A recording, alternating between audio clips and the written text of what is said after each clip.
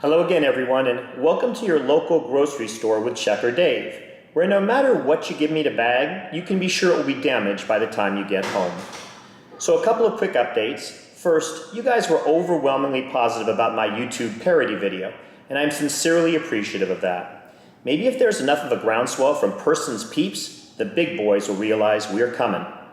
Second, if you watched my last video, you may recall my children responding to a comment made by one of you.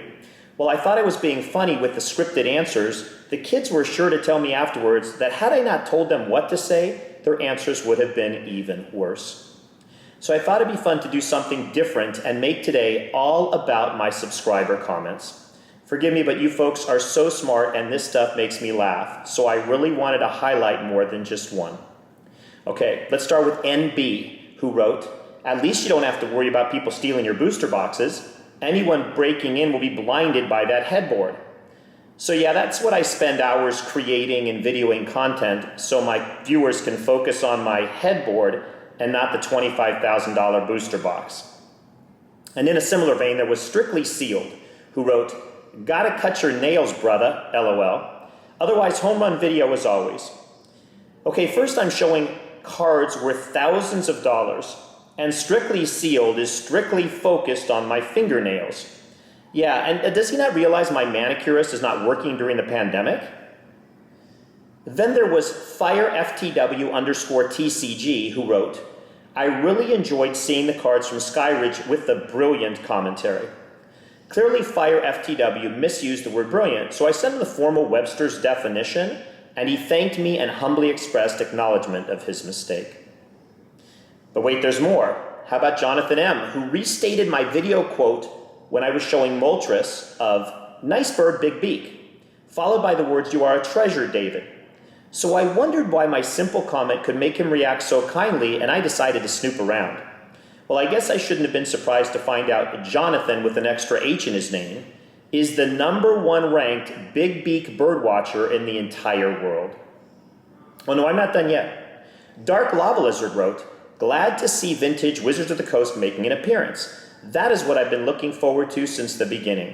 To which I replied, "You were exactly who I was thinking about when I did the video.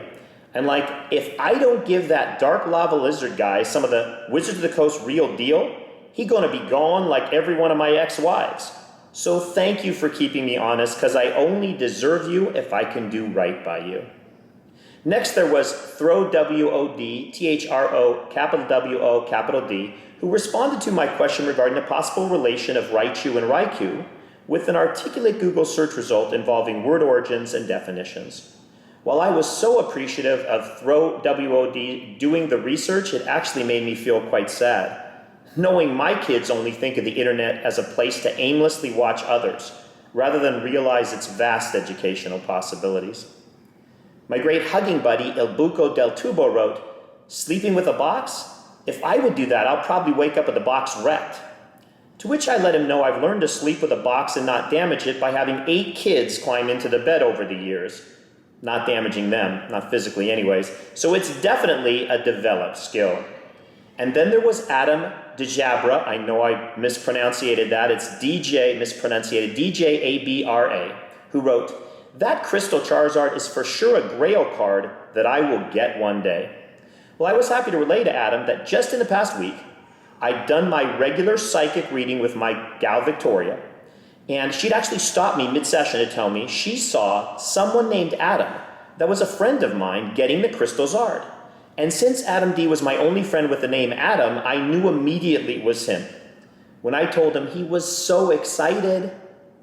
Finally, there was John P., who thought he was being clever when he wrote, "Missed a golden opportunity for another which would you choose segment, a Skyridge box or a wife." Well, I tried to give John P. a wake-up call by explaining, if my wife saw a segment like that, she would be walking out with half the Skyridge box and half of every other booster box or should I say, we own. And then I would be at the mercy of the divorce court judge as to whether she makes us open every single booster box and split them into 18 packs each. So today, in place of my regular segment, my most recent awesome card acquisition, I always do that, my most awesome recent, whatever it is, a card I got recently that I like. I'm going to put in a new segment called Did You Know I Buy Collections Too? So I'm sure many of you know the big names in the hobby when it comes to buying stuff.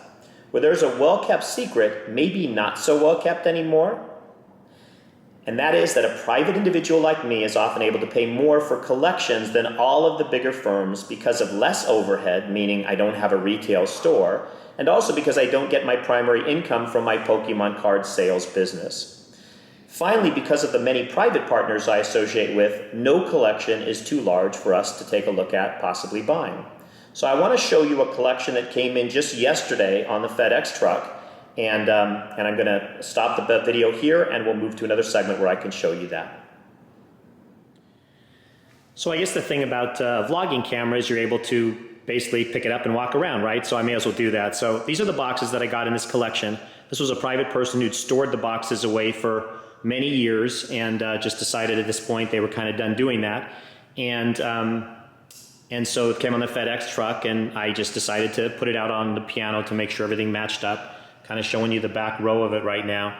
You could see black and white Noble Victories, some Flash Fire, XY boxes. Here's some of the Heart Gold Soul Silver sets in the back here as well. I'm going to come over here for a second, kind of look through. We'll look through. You can see the, I've got a whole tier in the back of about 5 boxes each on the rows. So Next Destinies, Boundaries Cross box up here, some Plasma Storm all the way to the bottom here.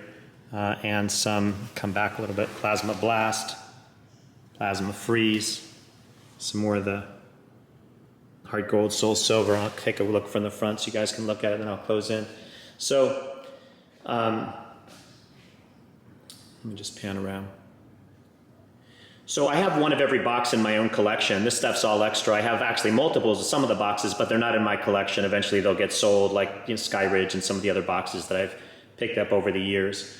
So when I get a collection like this is strictly for, eventually for resale. This will go up on either my eBay site in some fashion, either by box or by pack, and then eventually will be sold there, possibly even on my Discord. On the Discord itself, we're looking to actually have some ability for people to buy at a discount to the other potential platforms just as a reward for being on the Discord. So that's that. And then there's some packs too. Just want to show you those. As far as packs go, you may know me. For those that do know me, I will never resell an individual pack without discounting it and letting everyone know that I bought it as an individual pack. I very rarely, in fact, before this, I've never bought any individual packs. I've had them sent to me by certain retailers who just throw them into a box or something. And if you've seen my eBay listings, I always describe that I have no way to know if they're weighed or unweighed. I'm not just going to assume that. So I sell them at a discount. And unless somebody calls me and says, hey, David, by the way, we got your pack and we opened it and it was great.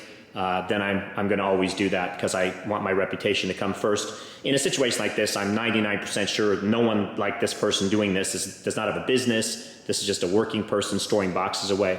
So basically, there's going to be no way that they would weigh. But again, I don't take anything for granted. It's just the way I do business. And there, my friends, is an example of just one of many collections I bought and continue to buy. So yeah, there you go. So what better way to end today than with another episode of Pokemon Poetry Corner? Today I revealed a special secret. I guess I could no longer keep it. Feel free to let the world know and help me make my reputation grow.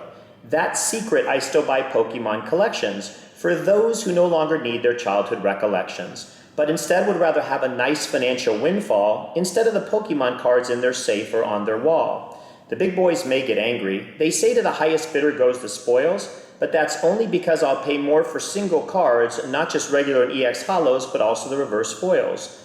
No amount of cards too many, no collection price too high. Go ahead and test me, just reach out and give me a try. Opened, sealed, graded, ungraded, it's all worthwhile. If we come to a fair agreement, which makes us both feel good and smile. Binders, boxes, slabs, or merch, I'm like the Pokemon buying church. When you can worship your dollars and I will resell your cards, in the end, we'll both miss your beloved Charizards.